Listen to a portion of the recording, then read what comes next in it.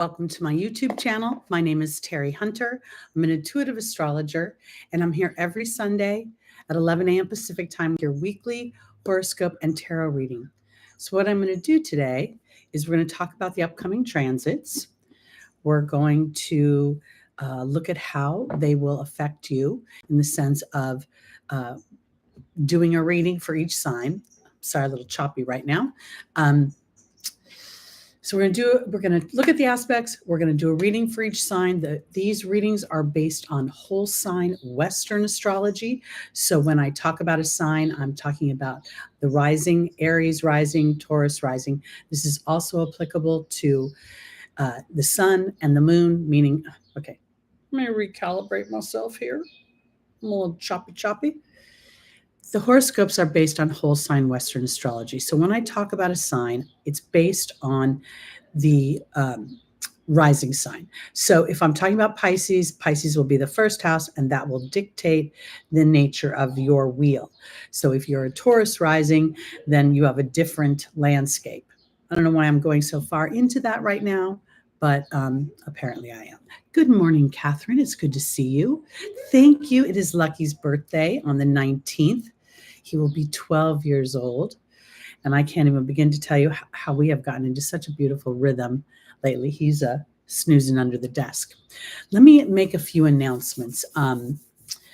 I have done a Jupiter-Uranus conjunction video, so that is available. And this is really starting to come into play. We're going to talk about how that works out, how that looks a little bit.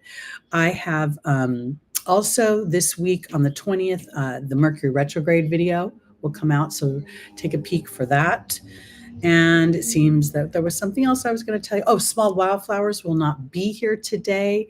She's in the midst of, her personal move and all that kind of stuff. Good morning, Stephen. Happy St. Patrick's Day to you too.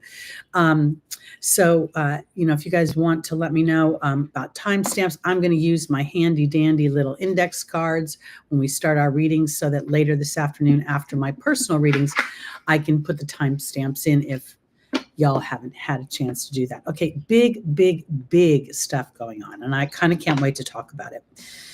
I'm sure, I live under a rock when it comes to the news, and even I know what's going on with TikTok and the United States government. And I think this is so fascinating because as we see Uranus ruling the internet, Jupiter ruling the justice system coming together, and we're seeing this challenging energy, right? This sort of uproar. And it's interesting to me as well because in the sign of Taurus, this rules the voice.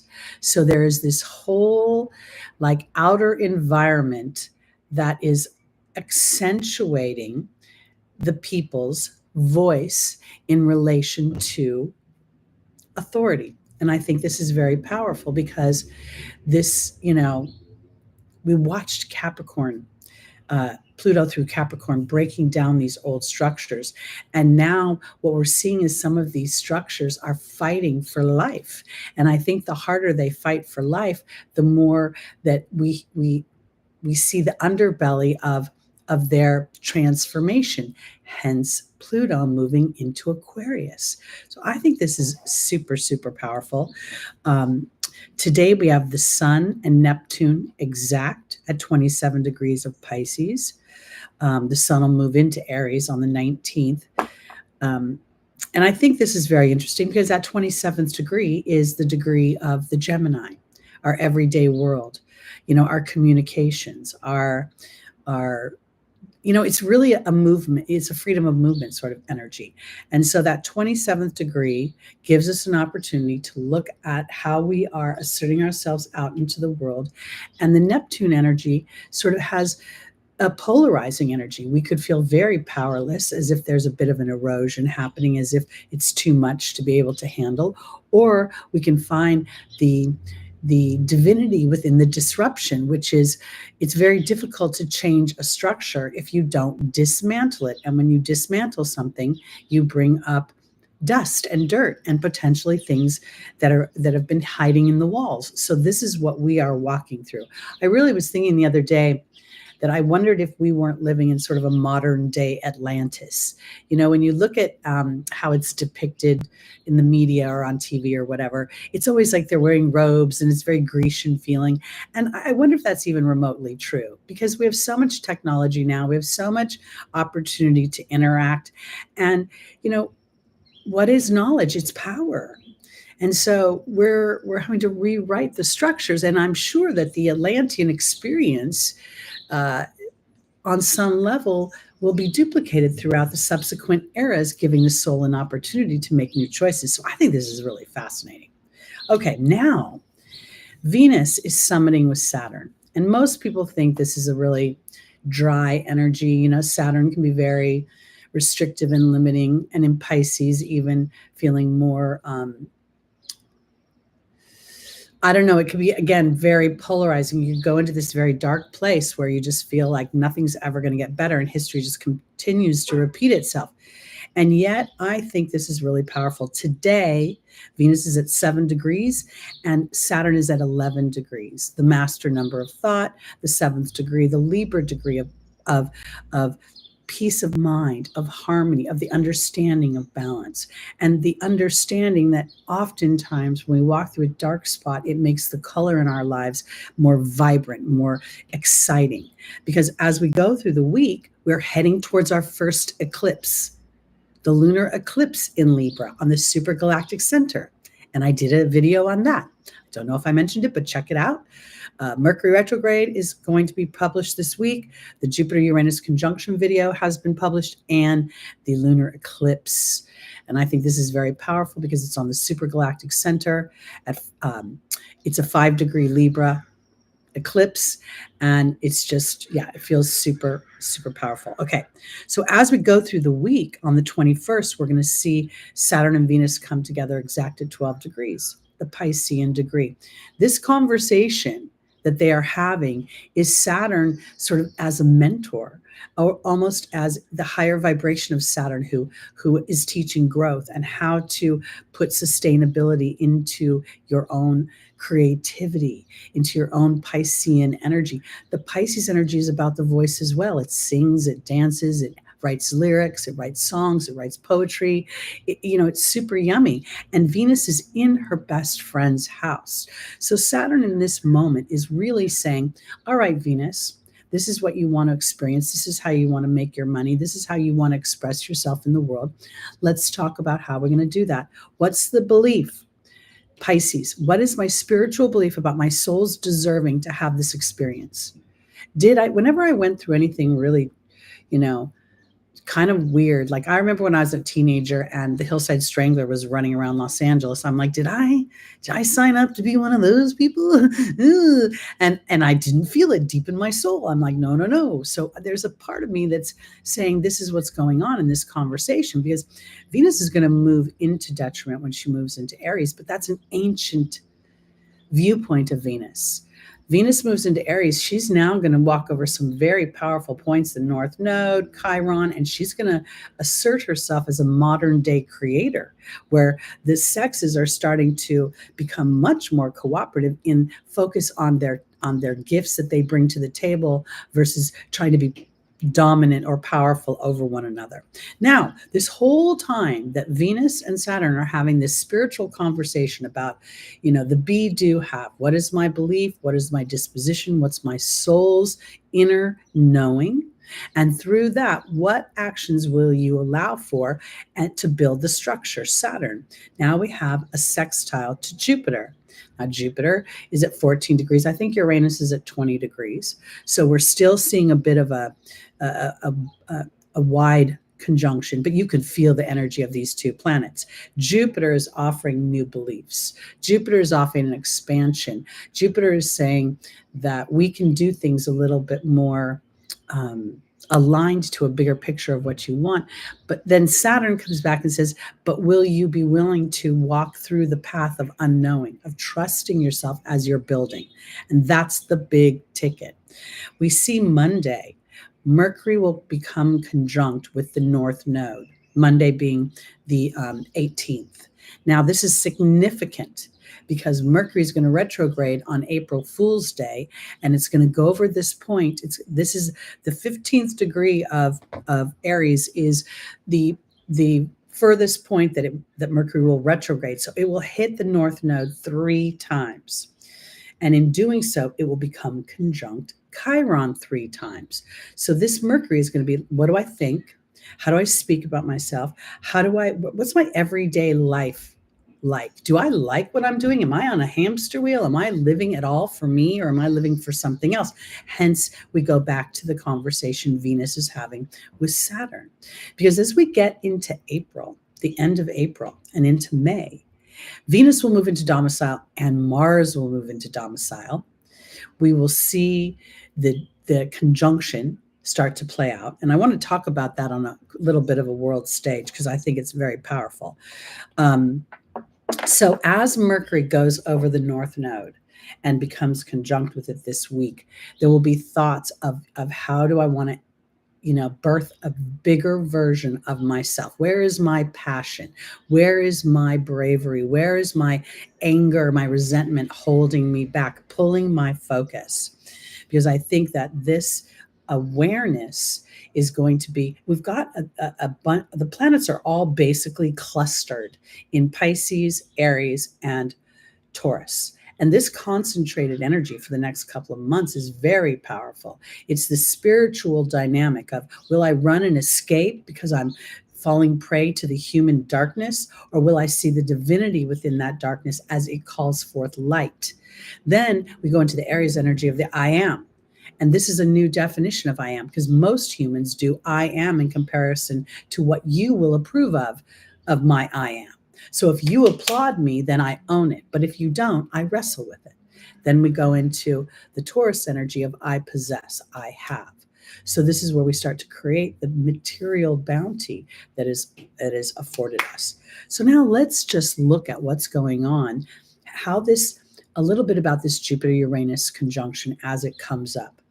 We have the head of Kellogg's cereal make a flippant comment about the American economy.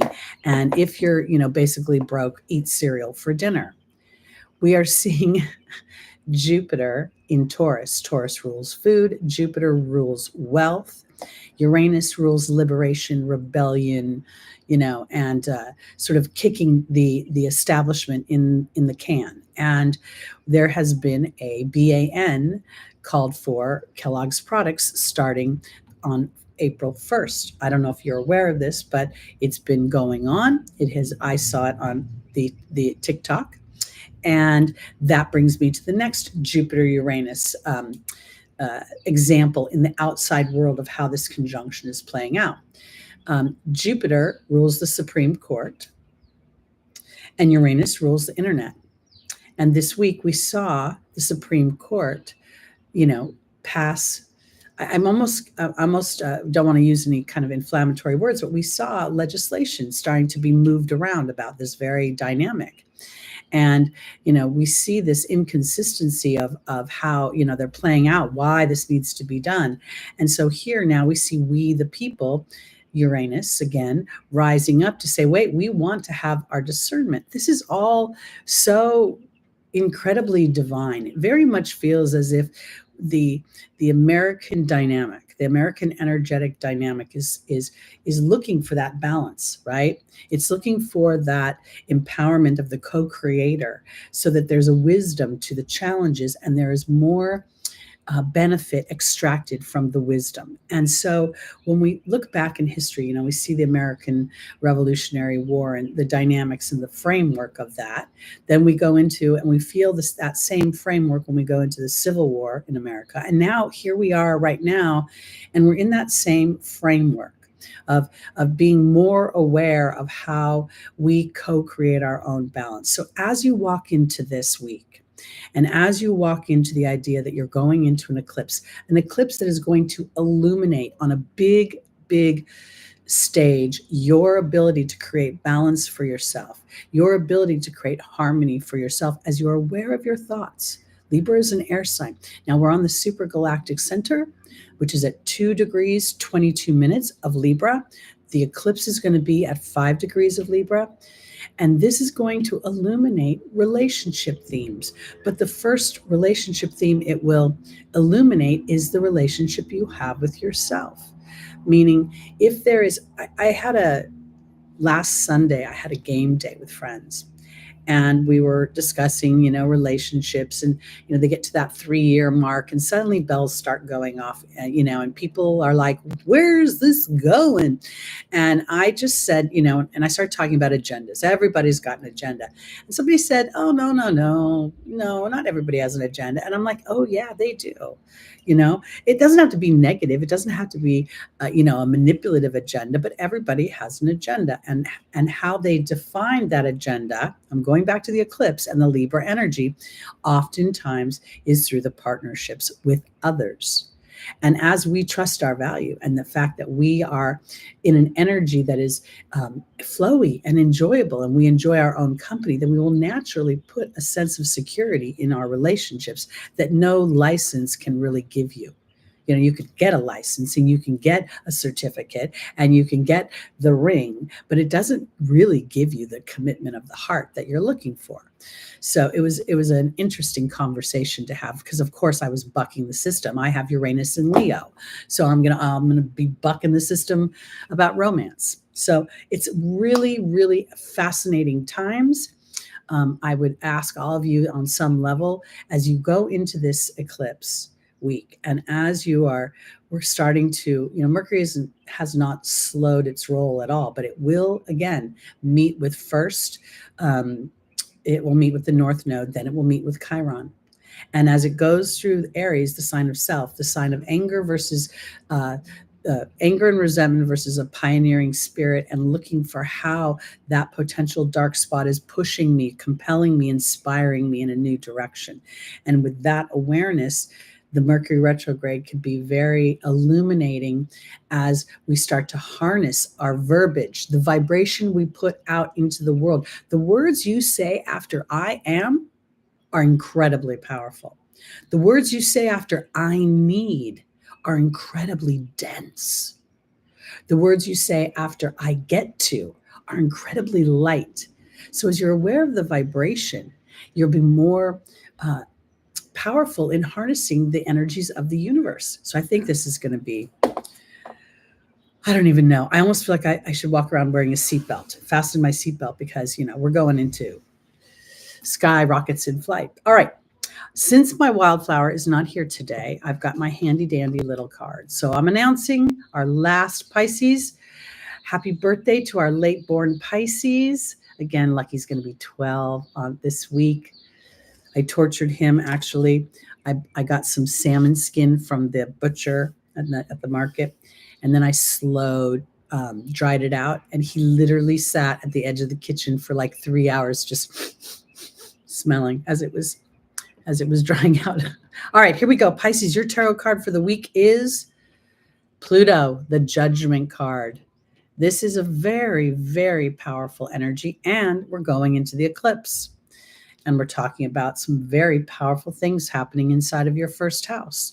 Saturn is going to remain there, having lots of conversations about building sustainable sense of self, building yourself in a new way that complements your ability to be empathetic, but also puts you at a bigger priority, or at a more awareness of the priorities you're setting.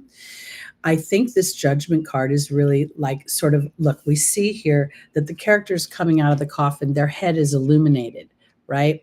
And that's what this, as we head into this eclipse, the day of the eclipse is powerful, but the months that after, the 6 months after, are extremely, they're fated choices. It's like things come into your experience, and then you get an opportunity through the wisdom that you've garnished. See the yellow hair and your conversation. This is Archangel Gabriel blowing the horn. So this is kind of feels as if there's an opportunity to really rise up and to have a certain awareness. And this also could be, well, let's see what the angels have to say, where we're going with this. Because we know today that the Sun and Neptune are conjunct. So there could be some sort of, illumination on how you're projecting yourself out into the world. And if you are standing in the shadows of your own, creativity, it could be time to rise up.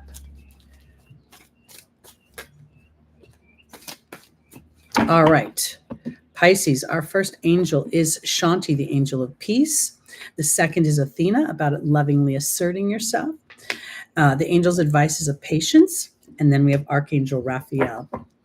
Good morning. I said hi to Catherine. Hi, Stephen. Hi, Just Call Me C. Hi, Jenny. Hi, Jules.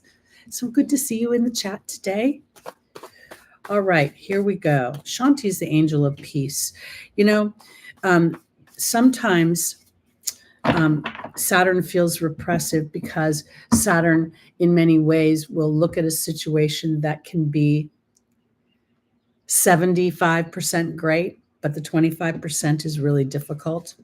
And that might be part of what this week is about when it comes to the judgment. It's like, maybe I need to really look at something, and for all intents and purposes, it might look good potentially to the outside world, or even fulfill certain needs and desires.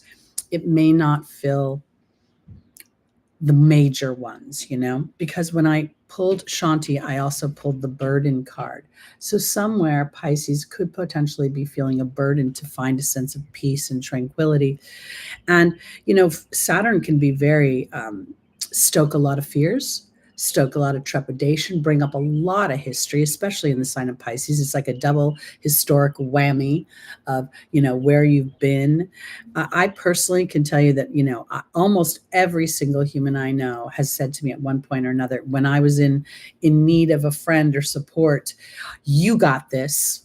And it just totally plays to my old story of I'm always by myself. I always got to, pull up my bootstraps and move my story forward, and that nobody really is able to give me words of support. And it's a kind of it's a Chiron-ish kind of thing. So Pisces could have some old historic story that feels burdensome.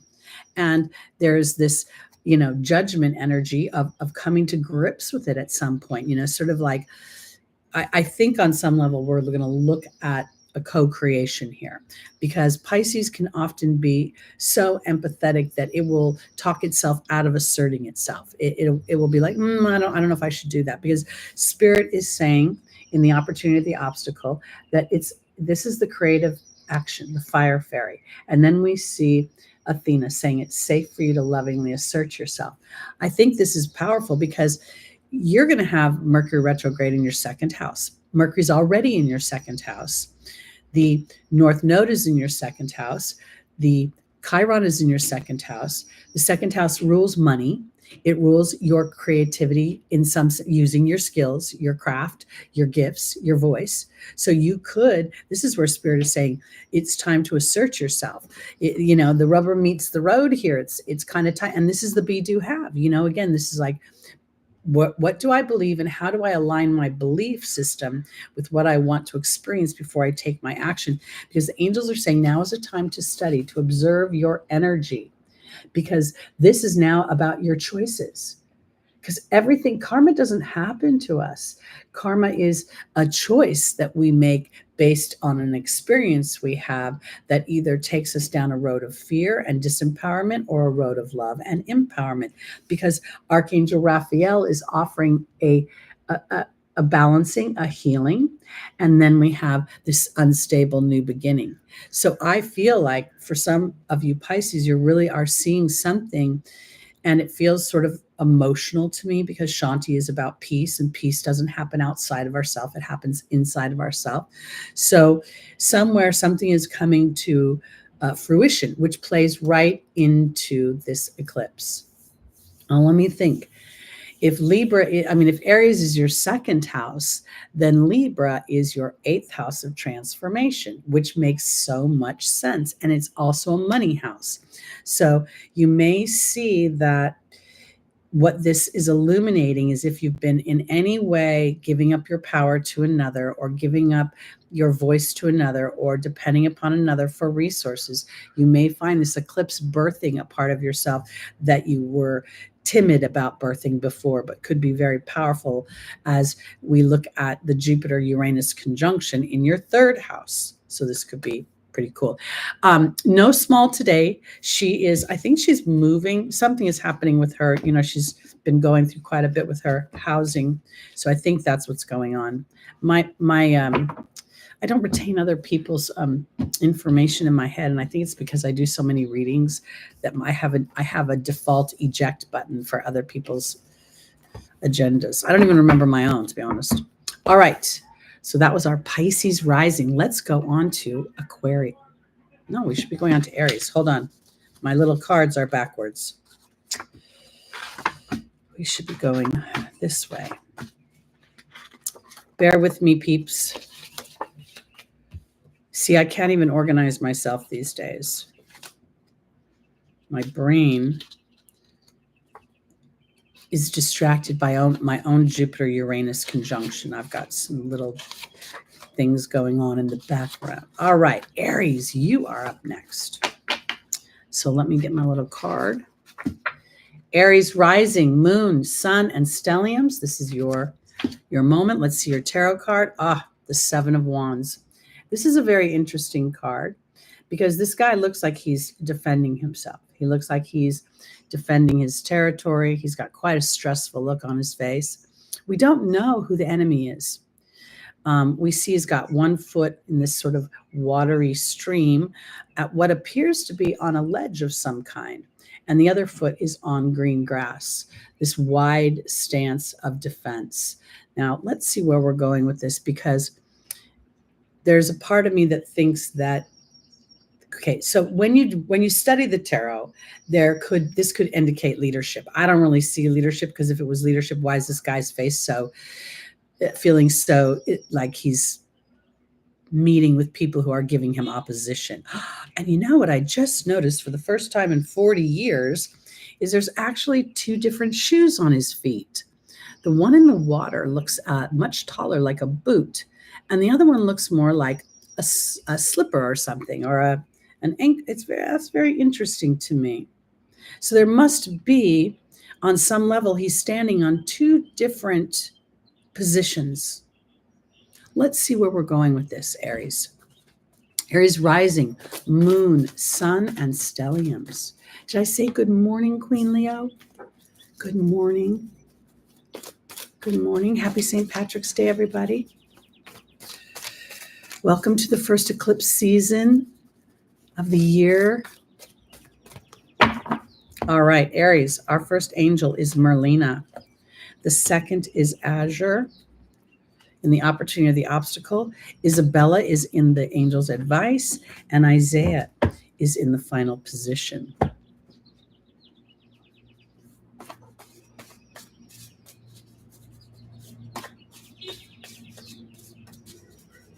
So when we're looking at the 5, 6, and the 7 of any suit, we're looking at the fixed energy. So here we're looking at Leo energy.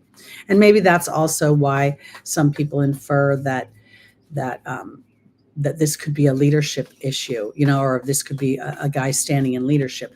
I'm not necessarily feeling it's in leadership for others. Let's look. Merlina and the Fire Fairy are joining. Azure and the Wealth card are joining. Isabella and the Water Fairy are joining. And the Raven and Isaiah are joining. All right, for my Aries, I want to offer this because I have in my own chart Pluto transit Pluto sextiling my natal Jupiter and my natal South Node. When I saw that, I felt like I was reliving some sort of Knights of the Round Table experience where, justice was going to be served. And in that justice, there was a shift in my belief system, which was going to bring me more bounty. And I can't even tell you this last week, the random weird stuff that has happened that brought money into my bank account that I didn't think was mine. I'm like, oh, this is a mistake.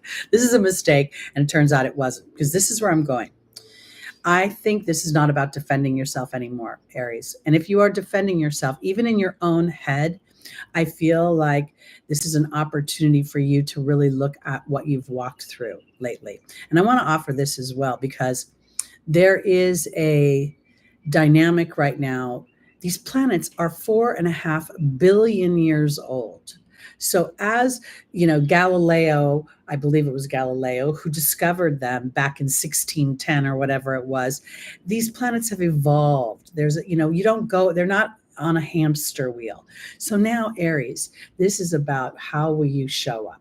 What foot will you stand on? Will you defend yourself or will you trust where you're going? I want to offer this.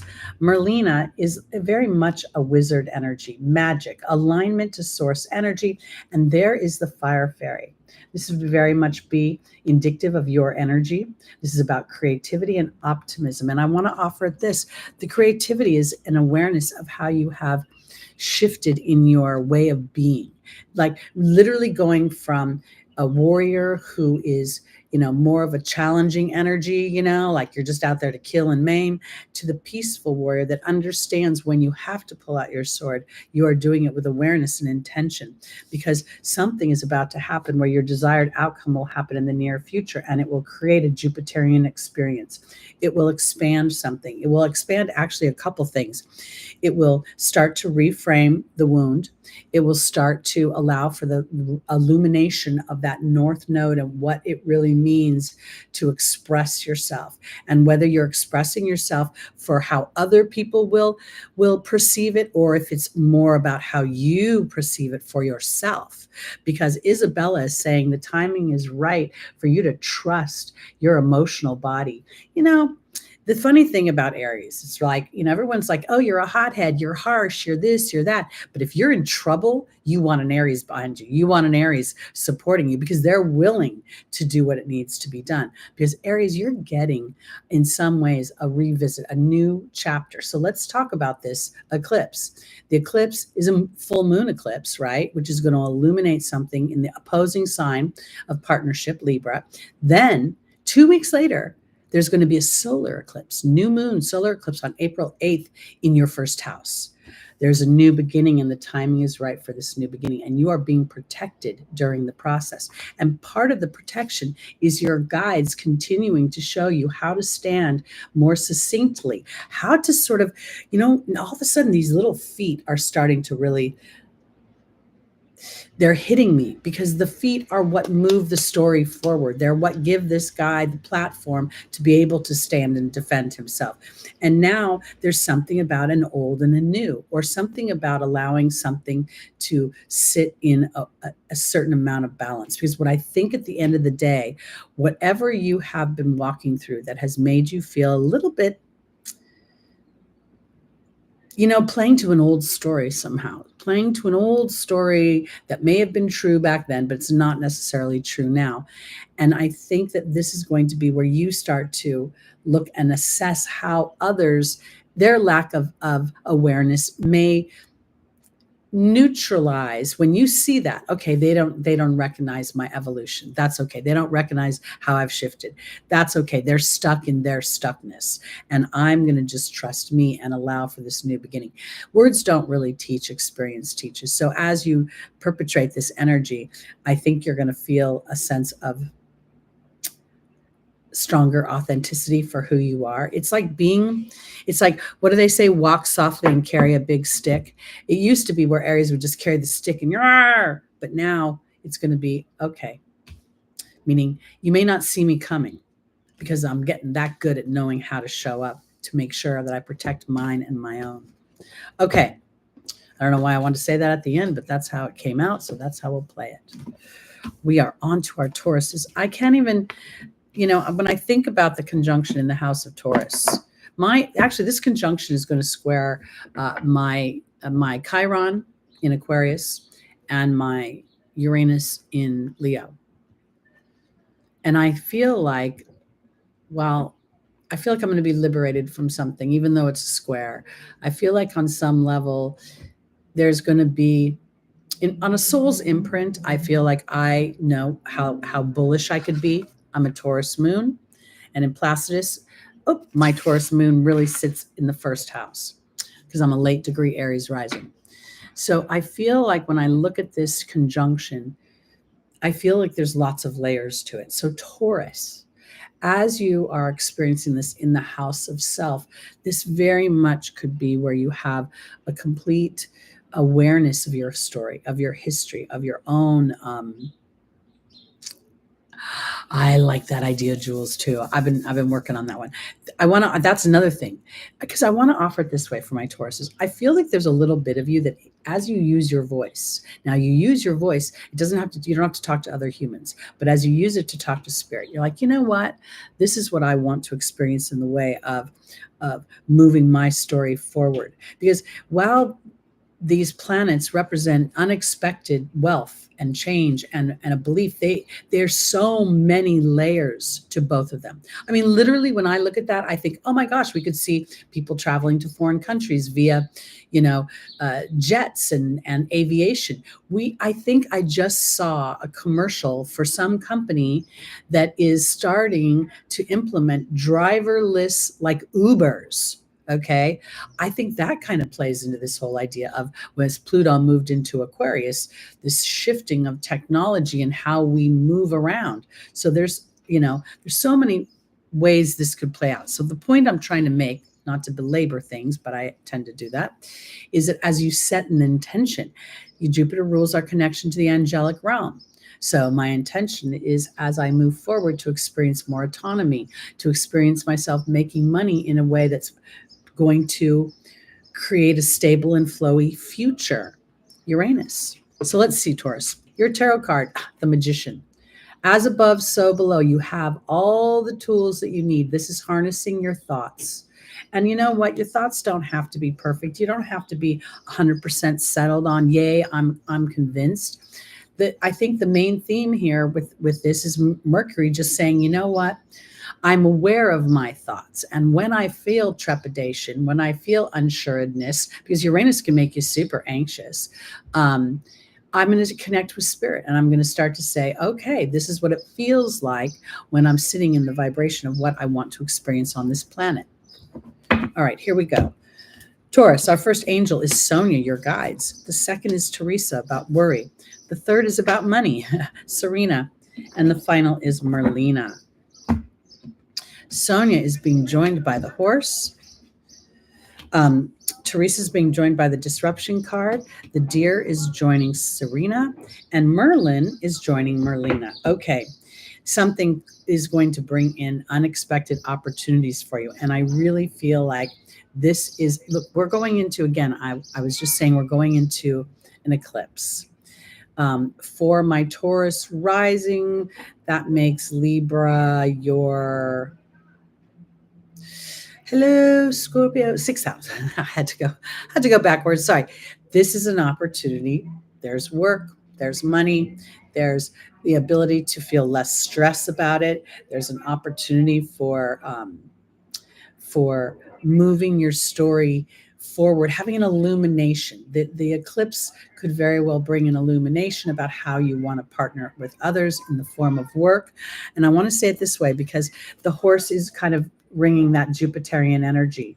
And this is your connection to spirit. And here, as above, so below. So I think this particular week, and as you are aware that we're going into this eclipse, declaring to spirit what you want to experience is super important, because you're worrying a lot about disruption and about the potential. I would imagine anybody who's looking at, too much of the news is worried about money. It's worried about our security. There's a lot of nonsense breaking out right now. And if we look right here, the angels are talking about serenity with money. And the deer is talking about being gentle and diplomatic with your thoughts. Taurus wants to create a sense of security through the I have. And here, your best I have is I have the ability to connect to spirit, which then starts to insulate and isolate me from any potential challenges. I will somehow get a heads up. I'll get as I said earlier, for me, I got an unexpected payout from something that happened 2 years ago. And I'm like, oh my God. And I thought it was a mistake. And then I got the paperwork to support it. And I was like, oh, that's fabulous. Because we have a double wizard here. We've got Merlina representing the female energy of creation. Wizards create magic. And then we have Merlin. And Merlin also represents balance, justice, and alchemy. Alchemy is turning a semi-precious metal into something precious. So as you have this awareness, when I'm in my most fear-based places, I tend to chant, everything is working out for me. Everything's working out for me. I go super broad. This would be Jupiter, okay? Turning over a new direction, going towards my guides. And then thanking them for giving me a sense of security while I walk through an unknown energy. I think that's going to be really up for grabs as something comes to light. Something comes to light. It doesn't mean it's acted upon. We could see that coming up in the months ahead.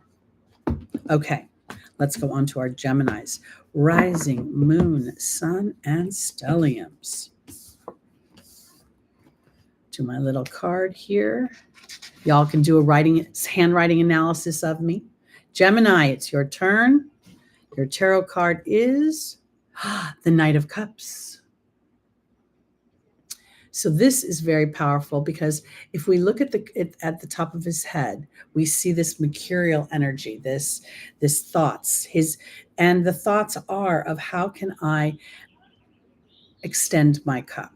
We naturally see emotions in this, the water. We see the water signs. We see the fishes of the Pisces, and the fishes are red. And I think that's, while we see that often, I think it's because your base chakra is represented here by the fish, that Piscean, again, connection to spirit, the conversation about how you want to assert your cup, meaning who do you want to give it to, or what situation do you want to give it to? I want to offer this too, because when we look at the knights, we're always seeing a bit of fire. We see that sort of teenage, ravenous energy of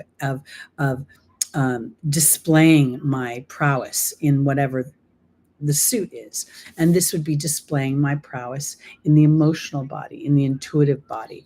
And in many ways, we see there's a ginger energy, meaning the horse is gingerly walking along. It almost looks like it's trotting. And this barren landscape with this one river through it makes me feel as if I'm becoming more aware of my emotional body, more aware of my needs, more aware of that emotions create the beliefs that then we act upon. And sometimes with Gemini, with it being too mercurial, meaning weighing two sides, the twins, you can get yourself all kind of jumbled up here, but then you come here and it feels more authentic.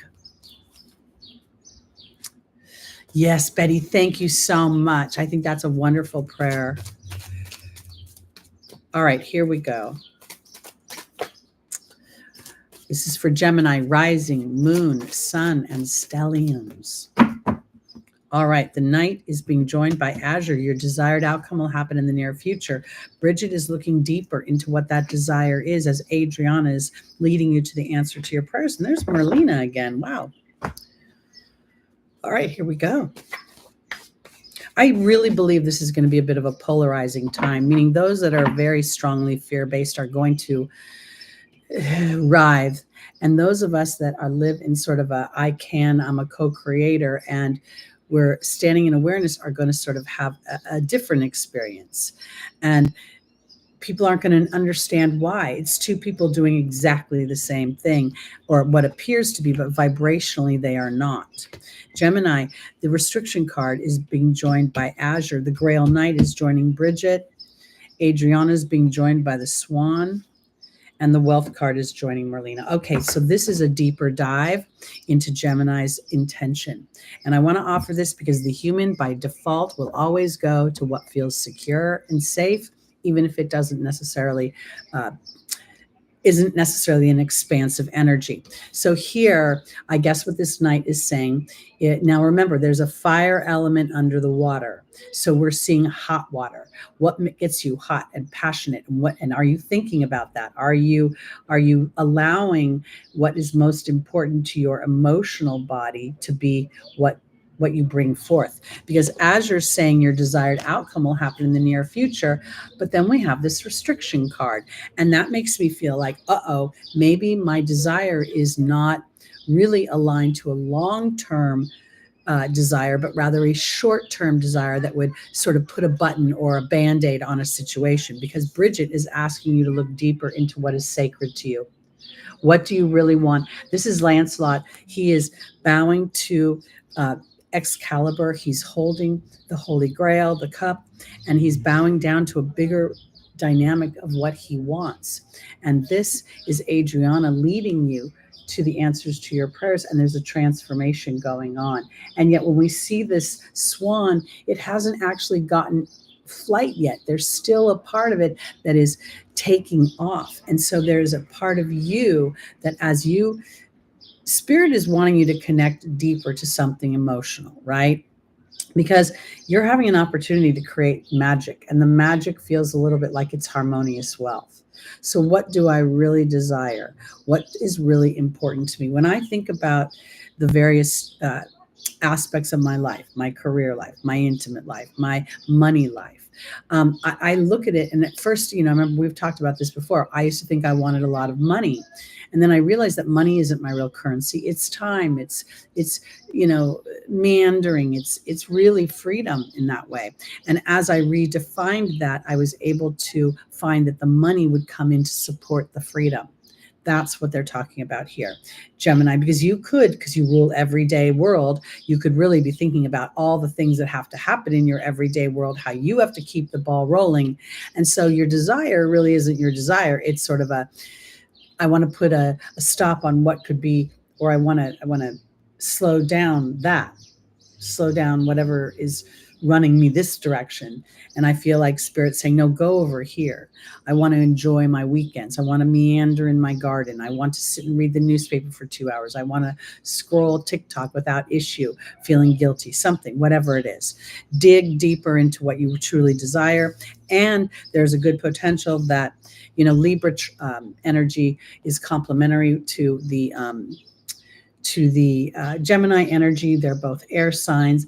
And so this eclipse could very well bring in something that gives you an epiphany mentally about what brings you peace in the physical world. All right. Onward and upward.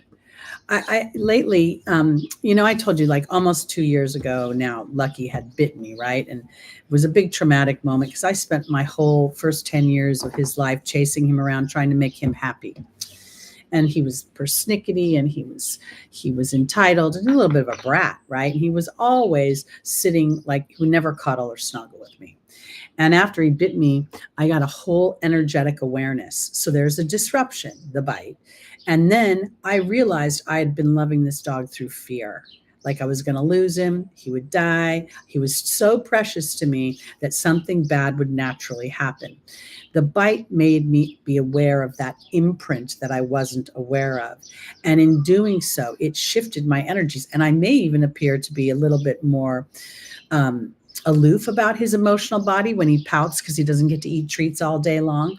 And now he eats all of his dinner. He's much more affectionate. When Taylor sings boys don't like love until it's torture, I felt like that was his line. Because once I started to pull back a little bit, he stepped up in being a more connected partner for me. All right, Cancer.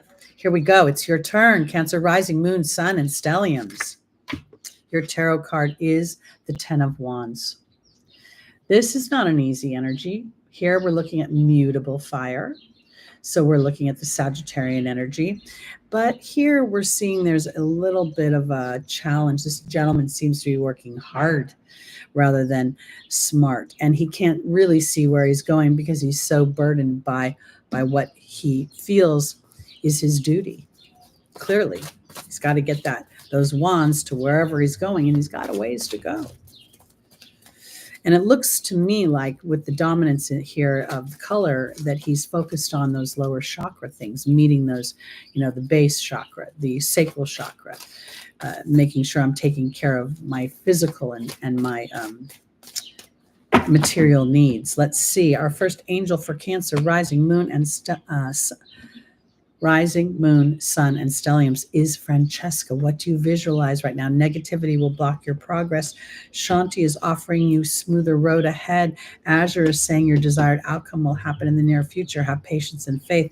And there's Fiona saying, now that you ask God and the angels for help, be open to receiving.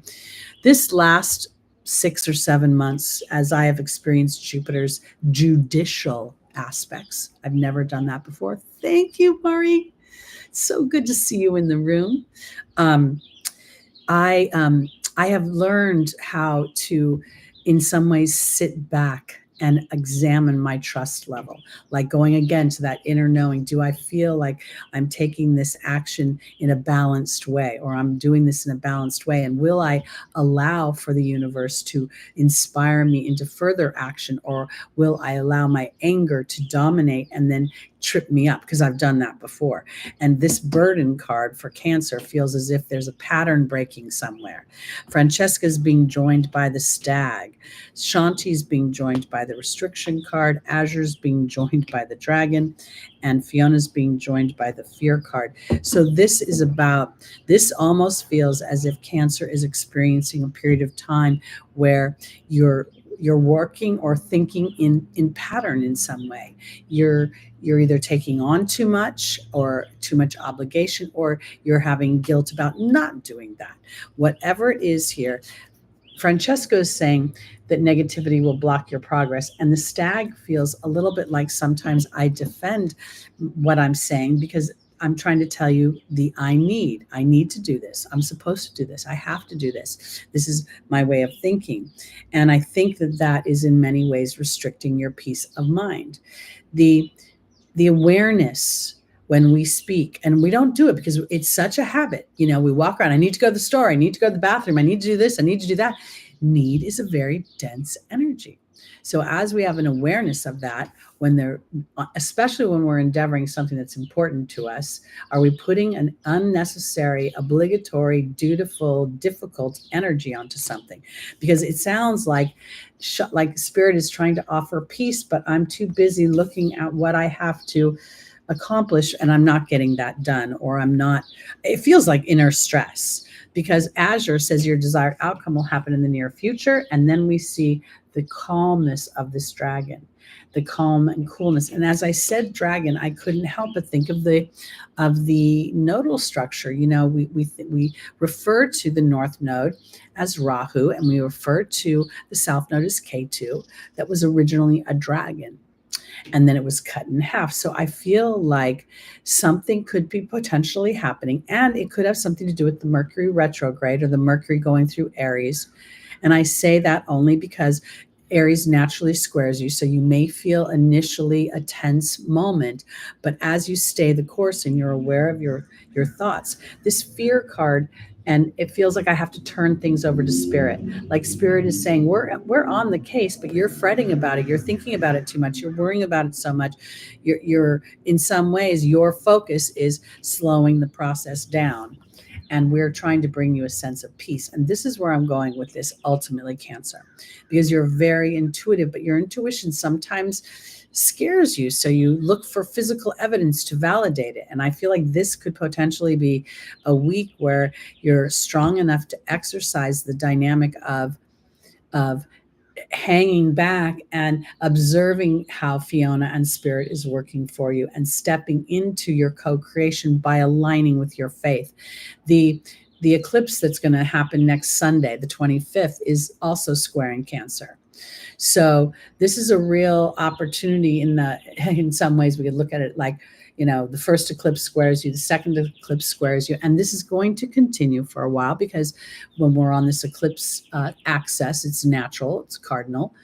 And it's giving you an opportunity to really assess, where you've been and where you want to go on an emotional level. And do you believe that you have put in enough of your belief, your attitude, your disposition in alignment to what you want, and then allow spirit to start to bring in the experiences. Part of the delays that a lot of us are experiencing with our desires are because the road of faith and intuition and inner knowing is what we're birthing in the Aquarian energy right now, in Pluto moving into Aquarius. And so if we get things instantly, then it discounts it for how it represents to the masses. Again, Aquarius rules the cosmic consciousness, the collective. So as we sit in this tenacity to trust an inner knowing versus what we see with our eyes, then spirit is going to use us as vessels for the shift of consciousness into awareness. All right, onward and upward. And I'm kind of excited too to repeatedly announce that this April is my 10-year anniversary of working for myself. And I think it's really fun when I think about the idea that this conjunction is happening. And while I know there's a square between my Chiron in Aquarius, and because my Chiron's at 22 degrees Aquarius, so this conjunction is going to hit my Chiron direct, and my Uranus is at 20 degrees of Leo. And I laugh when I say that. It's a little bit of a nervous laugh because I've had Pluto doing so much to throughout my whole life. Thank God I didn't know at the time. But I really do think that my soul signed up to work on some big stuff this particular lifetime and sort of clear some stuff so I could really elevate the vibration in this lifetime. I don't want to wait to the next one. All right. Are we ready for our Leo, rising, moon, sun, and stelliums? Early Leos are already feeling the opposition of Pluto. So here we go.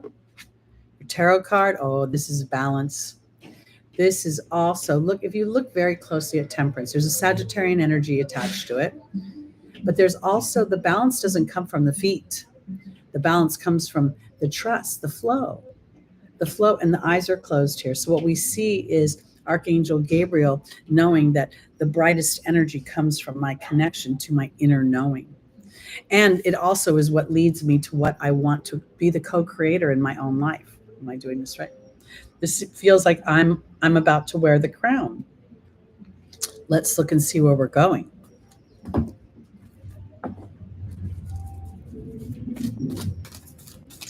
Often in the tarot, we see these characters when we're looking at we saw it in the Seven of Wands. We saw it earlier. I forget in another card. When we see the feet, one is on land, one is in water. It's really a balance between the physical and the emotional, and the structure. Being able to decipher the structure that has been created, that we have no voice over on some level. We all have to live within the parameters of the rules and the regulations that our governments put upon us. But also we live in a spiritual world where we can, in many ways, find openings and opportunities within those structures to create. And when I look at the Sagittarius energy of this, an opportunity to create abundance and wealth. All right, let's look and see. Leo, our first angel is Astera. Reach for the stars with your dreams and desires. Adriana is leading you to the answers to your prayers.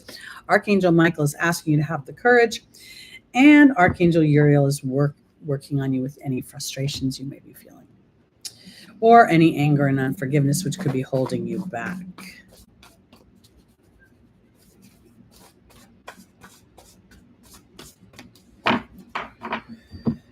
Astera is being joined by the reconciliation card, forgiveness. We have Adriana being joined by another Sagittarian energy, the horse. Archangel Michael is being joined by the Earth Fairy. And Archangel Uriel is being joined by the Risk card. Okay, Leo, you're a fixed energy. And when Leo is a little challenged, they like to roar, okay? And I feel as if this is calling forth a sense of balance. Now, if you're early Leo and you're already experiencing the Pluto opposition, I have a friend who just lost his brother. He is an early born Leo. His brother, his birthday would have been March 5th. He passed away just before his birthday. We know that, and this was kind of triggering Saturn in Pisces for me, coming up on his sun. And the reason I say that is because these transits are bringing forth opportunities that sometimes feel a bit disruptive in the beginning. When my father passed away, it was in 2011, and I had some transits going on. And yet, as he passed away, it opened up an opportunity for me to be a more authentic version of myself. So, on a soul level, I could understand it. Because Esther is saying to reach for the stars with your dreams and desires, and you're having an opportunity to have some sort of reconciliation as you do that. And if you're feeling a sense of resentment because you've been feeling thwarted, it could potentially be because inadvertently you were looking for somebody else to provide a situation that would open the space for you to feel safe while you you birth yourself. And I don't know that that would be the real experience you want, because Adriana is leading you to the answers to your prayers. And when I look at the horse here, I do see a Sagittarian energy, and I feel like this is me creating my own sense of abundance. And while I trust spirit, this is what the spirit is asking me to do, is to start to make the changes, to put what it is I want to birth, this, what I want, into the physical world. And that beginning starts with this sort of closing your eyes at what you can see and trusting that as you put an intention, spirit will open a door. Because Leo, you're a little bit caught up in what hasn't happened yet. There's a sense of frustration attached to this energy. And now this forgiveness card is a very empowering card when I risk a bigger picture. It's sometimes we have to, being an Aries rising, I can be very fiery. And when I'm right and fiery, I get really pissed off because people don't listen to me, even though I'm right. So I feel like my North Node in Libra is constantly pushing for this diplomacy of expression, and this year I feel like I was better able to do that. I was better able to work past my anger and my frustration to see a bigger picture so that I could express myself. And sometimes that expression was literally silence, so that spirit could open an organic opportunity to show up and neutralize an old energy. So I think that's what's happening for my Leos. I feel a little bit like,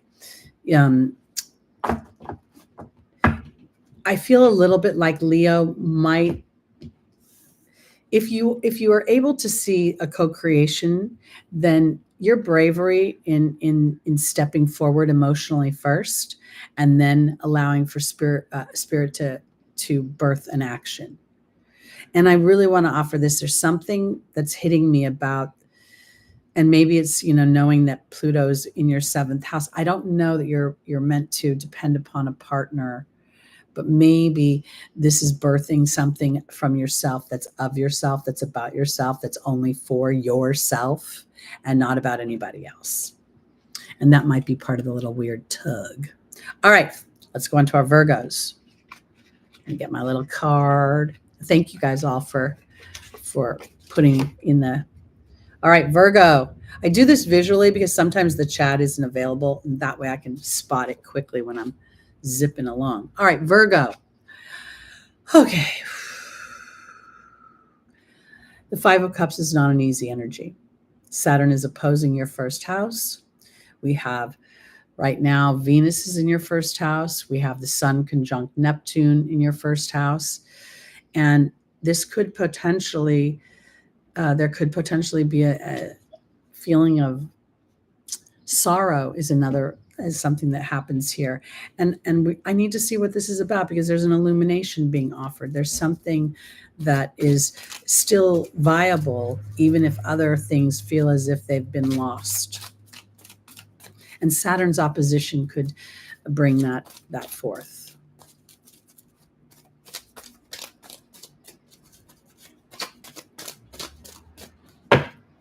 Our first angel for Virgo, rising, moon, sun, and stelliums is Indriel the Lightworker. Then we have Adriana leading you to the answers to your prayers. Archangel Michael asking for courage for changes, and Mystique is saying to keep charging ahead.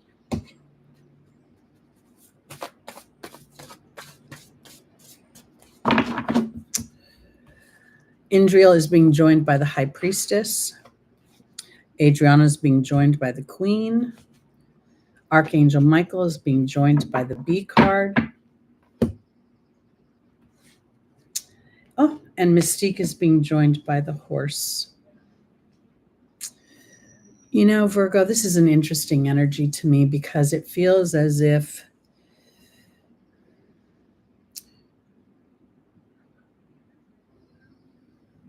you know what? I'm going to say it this way. I look at that Five of Cups and I almost feel like you're having premature sorrow, as if something hasn't happened fast enough or in the material quick enough. You know, you are ruled by Mercury, so you could potentially expect things to happen quickly. You are going to experience some Mercury retrograde. It's still a little ways off, but it's going to be pretty powerful. And I want to say it this way because Indriel, the light worker, and the high priestess are both calling forth an inner knowing from you, something that steps well beyond the material world. And here Adriana is leading you to the answers to your prayers. And when I see the Queen card, I feel as if there's a couple ways I could go with this. If you are of childbearing years and you've experienced any challenges, you could very well think of that little soul as picking its own astrological dynamic, right? And wanting to birth certain things. But at the same time, I feel as if on a material level, you may be more checked into trying to make things happen than allowing things to happen for you or calling them forth and taking inspired action. The Queen feels as if it's a receptive energy, and Spirit's saying they're trying to give you a message to lead you in a certain direction. And part of the courage right now is to sit in your being energy, to literally like slow your roll down so that you could feel where you're being led. Because when I look at this, these are two horses. The Sagittarian energy is very much depicted here. They're both going the same direction. And in some respects, I'm coming out of the dark and into the light. This mystique energy is about expecting a miracle. It's about knowing that miracles are not bestowed upon those that are good, but rather they're an alignment of our voice, of our thoughts, of how we interact with our own energy calling forth a certain experience. So if you have experienced sorrow, or if you're anticipating sorrow, or if you're anticipating a lose instead of win situation, Spirit is asking you to realign to how it would feel emotionally and to continue on in that emotional vein so that they could start to bring something forward. We also could very much see Libra is your second house, Virgo, and we are going to experience a full moon lunar eclipse, and there could be an illumination about how you show up for yourself in partnership with money, with your talents, with your skills, with your voice. Venus rules the second house naturally in Taurus. And if for some reason you have an epiphany that makes you feel a sense of, I've got to leave something behind in order to move forward, being able to imagine something that fills your heart, I think, is important. I think Spirit is saying there's something bigger coming, and you're basing your sorrow or your attitude on that only which you can see with your eyes. All right, let's go on to our Libras, rising, moon, sun, and stelliums.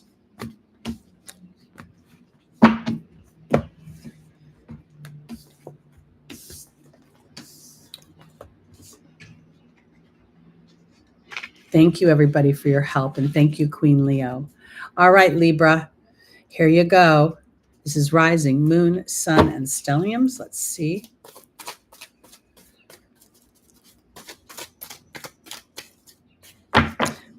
An awareness about this eclipse is important because the illumination that it's offering to me feels very, very powerful. This is in your first house of self. This full moon, it's happening on the 25th. Technically, this week we're discussing the aspects from today through the 24th. But these aspects are leading up to this full moon. The moon is increasing in its illumination, in its vibrancy, and its light. So this is very much going to illuminate the relationship you have with yourself. And in that, you have a great opportunity to look at yourself as something to cherish, something to value. I often say it in my personal readings with my one-on-ones that it's great when someone tells you they love you, but it's a cheap word, frankly. You love tacos, you love all sorts of things. Okay, the word gets thrown around a lot, but to be valued, to feel cherished, to feel a sense of um, you know, I guess those are the two greatest words I could really use. Valued and cherished. That trumps love to me. That's a bigger, it eclipses love. And so I think that might be a little bit what's going on here. Let's see what your tarot card is. The sun. Now, isn't this nice? We're just talking about a full moon eclipse coming up next week where the sun's light is shining, the moon is reflecting it. This is also has a Leo vibration of fun, of things growing tall. We see the sunflowers that have grown over the brick wall. There's a sense of rejuvenation and life. And I think that very much is an opportunity. Let's see what the angels have to say. Our first angel is Rosetta. We see another energy of children. Vanessa is about faith over fear. We have Shanti, the angel of peace. And then we have Merlina coming out again. Sometimes when I'm working with women of childbearing years and they've been frustrated with the process, I remind them that the soul is inhabiting that little baby's body, and that oftentimes, they don't want to come in when the natal chart is so challenged, when there's so many powerful energies for transformation. Sometimes they want a little easier something or other, especially when the personal planets that move a lot quicker. Okay, Rosetta is being joined by the Raven, synchronistic events and timing, magic. Vanessa is being joined by the Swan. Shanti is being joined by the dog. My goodness gracious, Libra, this is awesome. And then we have Merlina and the letting go card. Okay, I don't know if any of you are of, hi, my dog is looking at me. If any of you are of childbearing years and are wanting to bring forth a small wee one, there could very well, we could start that process, but the process would be started through fun, through frivolity, through not focusing in on it. But for those of you like myself who are not in childbearing years, nor did I ever want to have children, this is a birthing of your inner child out into the world and that relationship with yourself. This is an awareness of your Venusian energy, and your ruling planet is in a very strong conversation with Saturn. And that conversation becomes more intense. I like to think of it as a summit, because they are literally in a strategy conversation. So Vanessa is calling forth faith in your own transformation. There's a sense of peace as you find a more, you value yourself and the energy of yourself more. The Libra that is a bit self-actualized, that understands that two me's become a we, becomes a very, very powerful partner. And it isn't powerful because the power is seen from the outside. It's the power that we feel from the inside. Because I really believe that there's magic going on here, and an opportunity to let go of something fear-based, something that's challenging, something that may have been holding you back. Sorry, Lucky sort of has a look on his face like he might have to go to the bathroom. And I'm really hoping that's not the case. We got a few signs to go before we're done. All right, let's move on to our Scorpios.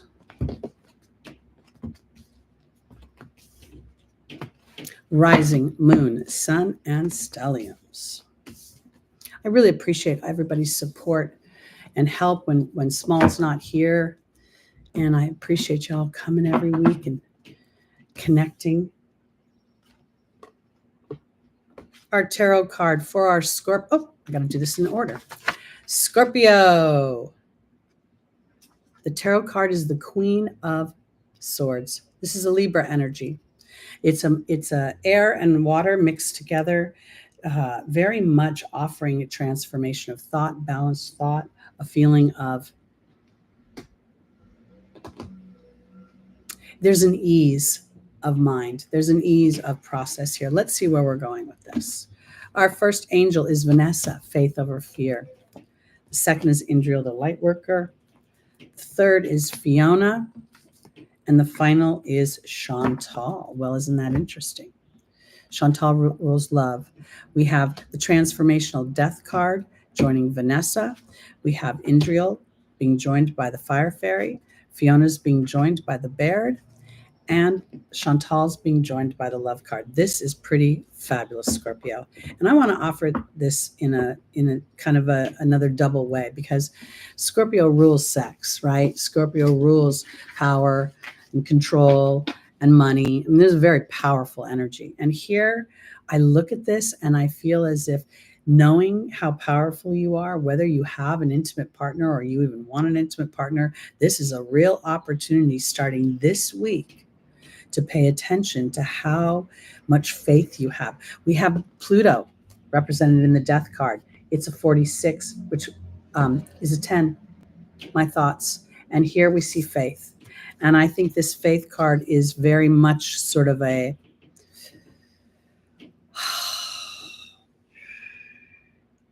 it's like this.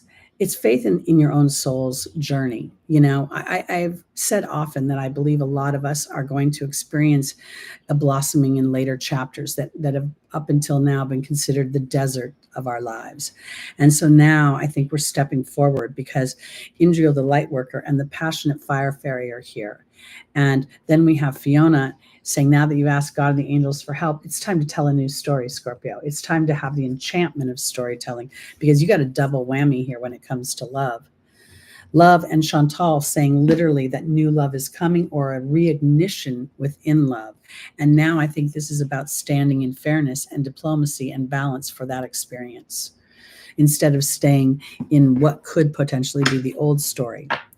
You know, and I want to offer it this way too, because for those of you that are not interested in a partner or interested in that chapter anymore, then this is about falling in love with yourself in a new way, falling in love with the part of yourself that says, I'm vibrant. It doesn't matter the age. It doesn't matter the chapter. It doesn't matter what other people think. It matters what I think, because this sense of creativity feels very exciting to me. And again, I can't help but think, so Scorpio, in your seventh house is the Jupiter-Uranus conjunction. Taurus, you might out of nowhere run into somebody. You could be on an internet platform. You could run into somebody unexpectedly that you used to know. I mean, because Taurus rules history. I really think that there's the potential for a literally intimate love to show up out of nowhere and just blow your socks off. And if indeed you're already in an intimate situation, you could see your partner feeling a little fluff up and you're like, well, what's going on? And don't question it, just enjoy it. All right, onward to our Sagittarius rising, moon, sun, and stelliums. Your ruling planet is very much center stage, co-starring with Aquarius's ruling planet. Sagittarius, rising, moon, sun, and stelliums. Victory in the form of the Six of Wands. This is really, this is a bit of a, this is a fixed energy. We're looking at the 5, 6, and 7 of the fire of any of the minor arcana are the fixed energies. This is Leo energy. So this character has been out to battle and now is celebrated as it comes home. Let's see what we're celebrating. And I just heard the word continued faith, or the words continued faith, enduring faith. Let's see. We have Francesca. Francesca is all about faith over, well, I shouldn't say faith over fear. It's about are you visualizing what can be or what has been? Positivity versus negativity. I kind of think they're a little bit both inflammatory. Mystique is saying to keep charging ahead, expect miraculous solutions. We have Bridget looking deeper into a situation. And then we have Ray connecting to spirit. I want to offer this, Sagittarius, because we're at March 17th, and technically your ruling planet is going to come conjunct Uranus twice, once at 21 degrees, the Sagittarian degree, and then once at 22 degrees. This is not a day event. This event is starting right now. Right now, I think we've got Jupiter at 14 degrees. I think we've got Uranus at 20 degrees. We've got significant energy going on in the Pisces Aries energy as well. So there's a lot being teed up for your victory. And now I think what they're talking about here is you holding the line, staying the course as the events start to come into play, and then you will take some sort of inspired action. Vanessa's being joined by the frog. That's a cleaning up of the emotion of the mental house. Mystique is telling you to keep your emotions, keep your eye on the prize, on the victory. Bridget is being joined by the truth card. Okay, that's important to know. And then we have Ray being joined by the dog. Bridget, when she says to look deeper into the truth, this is what Spirit is continuing to ask you. I have had a inspiration lately with some of my clients that know something in the core of their being, but their mind keeps messing with them, kind of taking them into a boomerang back and forth. And I've been using this exercise. It's a 3-question exercise, starting with what the deepest belief is, and using that exercise to continue to align myself while I'm in a wobble. Because this emotional baggage that gets to be released is really an opportunity to be aware of how often I sit in my challenge versus my opportunity, or what good can happen. And being aware of my feelings allows me to go deeper into the truth of what I want. That kind of feels like, oh yeah, I'd love to win the lottery. But the reason I want to win the lottery is because it would give me a sense of security, because there would always be a flow of money. I was watching this My Lottery Dream Home last night, and I never finished the episode, but I started it twice because it came on the TV. But it was a guy that won the lottery, and he won $7 million, but he had the opportunity to take $1,000 a day for life, and that's what he did. And they were talking about, if you think about that, that's just security, right? That's just knowing the money's going to come in versus just that big chunk. I don't know. It felt like flow, because there's something about looking a little bit deeper into what you want. And I felt like that was flow. That was consistency. That was a constant feeling. Now I have this, Ray represents my connection to spirit. And then I have the dog. And here, when I look at this, I feel like I'm looking at something I can trust. Not necessarily love, but something I can trust in. And I feel like victory is upon you. And I feel as if the potential could be that your ruling planet is going to bring in a sense of wealth as you birth a deeper part of yourself, a more authentic. You may want to, start a higher education, get a certification. You may want to birth something on the internet. You may take on the bad guy and get into the judicial system in some way, and then find a deeper sense of yourself that brings victory for what you want, that brings you in more alignment for your truth than what it may appear to be right now. My situation that's sitting in the background, a lot of people would think that this was monetarily based, but it isn't. It's based on discrimination. My viewpoint is about correcting what I think is an imbalance in how people are being treated based on perceptions. And perceptions aren't knowledge. They're just opinions. So when I think about my Jupiter energy right now, it feels like it's a much more spiritual war that I am in, and I absolutely feel victory, but my job is to stay aligned to that victory and to allow spirit to birth my inspirations and my actions, and for me to continue to stay in the deeper truth of what's important to me versus the superficial truth. Because when you fear money, okay, let's say you fear poverty, then what you really fear is that you don't have the ability to make money. So when you can identify that, then you can reassess or evaluate, do I have the ability to make money? Yes. Now I connect with spirit. Thank you for drawing all the people who will best be served by my gifts and my talents, my products, my services. And so it is. And there's the victory. Okay. Onward and upward to our Capricorn, rising, moon, sun, and stelliums.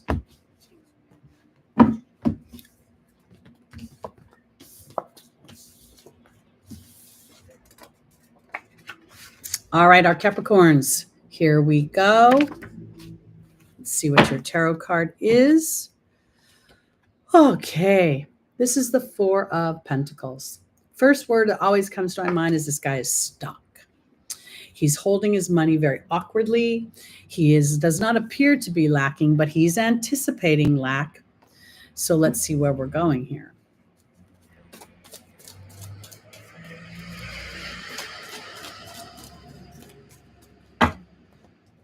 Our first angel is Akasha, the spiritual teacher. The second is Archangel Michael, calling forth bravery and change. Francesca's calling forth um, uh, looking at things the way you want to see them versus looking at what the potential pitfalls. And then we have Chantal, the angel of love. Now we have Akasha being joined by the water fairy. We have Archangel Michael being joined by the bee card. We have Francesca being joined by the disruption card. And then we have Chantal being joined by the queen card. Okay, Venus is actually is going through, I believe, Venus is having a conversation with Saturn in Pisces right now. Because this, to me, when I look at this, I'm not sure that I think it has to do with material resources as much as it may have to do with this continued evolution that you're having about acknowledging your feelings over your material dynamic. I many times have had, situations where I experienced more material security than I did love in an intimate relationship. And I didn't appreciate it, to be honest with you. I was like, you know what? I can make my own money. I can buy my own car, but I can't love myself the way that another person can love me in the sense of a connection. And when I look at Capricorn, I feel as if Akasha, the teacher, is really starting to make you more aware of your emotions. And you may feel stuck between your natural habit of being a provider or providing some sense of material. And now we're going into an emotional body because Archangel Michael is literally asking you to be aware of your being energy. And Francesca is asking you to disrupt any thoughts you may have that you need to put financial security over your wants, your desires, what makes you feel vibrant and makes you feel alive. Because what does romance do? It makes us feel vibrant and alive. And here's the queen. And I think that while this could potentially be about love, it feels more like it's about loving life. And that things come to you easily. And that when you remember that your ruling planet is the god of agriculture and growth. And part of growth is to plant a seed and then allow nature to do what it does. And so here, I think this is about being aware of being stuck in any old habits. And now you're working on a spiritual level to understand that your emotional body really dictates your experience versus your hard work and your duty. And now this is the focus is going to be on what do I love and how does it bring a sense of excitement into my life. And I really don't care if you want to sit on the couch and knit all day. It doesn't have to be jumping out of a plane or anything anybody else thinks is exciting. It's all about you. All right. Onward and upward.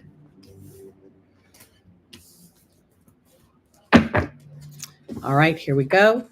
Aquarius, rising, moon, sun, and stelliums. Your tarot card today is the Knight of Swords.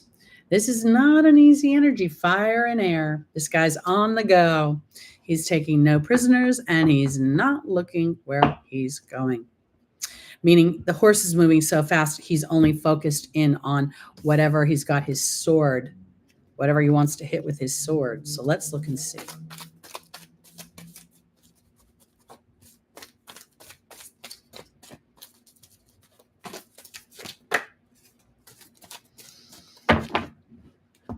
Aquarius, our first angel is Ray. The second is Bethany. The third is Layla. And the final is Archangel Uriel. Okay.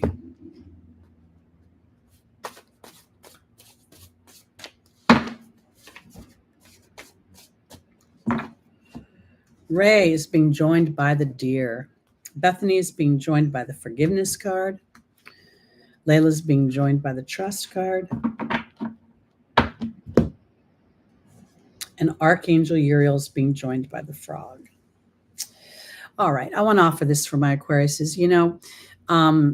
Aquarius rules, on some level, it kind of is like Libra because it rules the cosmic consciousness and what's best for the collective on a really broad level. So it's looking for balance. It's looking for fairness in many ways. And here, when I look at the Knight of Swords, I just feel like you may be in a period of time where you feel very impatient. You just want to get on with it. let's get on with it. I'm tired of anything slowing me down. And here Spirit is honestly saying, please just take a moment to connect with us. That's Ray, because this deer is about, to me, it's about moving forward in a more productive way. Potentially, there could be through an impatience that you're actually getting resistance versus cooperation. Here's a self-care Bethany and the forgiveness card. So your awareness of how you're enrolling people versus potentially interacting with them. Layla is about what you really want and trusting its viability, that it will come, that it will be created. But we have this little bit of a challenge here with Archangel Uriel and then the frog. So this week, this illumination that's coming up in the sign of Libra for you, because we're heading, we're not at the lunar eclipse. The lunar eclipse is a week away, 8 days away. But at the same time, there is this, as the moon becomes fuller and fuller, the illumination becomes, and it may make you want to just like cut and run. It may make you pissed off. You might be like at the end of your rope. And at the same time, this could bring a great liberation for you, a sense of, oh my God, finally I'm standing in a more authentic energy to myself. All right. I think that's it for this week. I want to thank you all for being here. I want to thank Queen Leo for being so kind as to help me keep track of the signs. I hope you'll join me next week. We'll be on one day away from the eclipse, so it's going to be very exciting.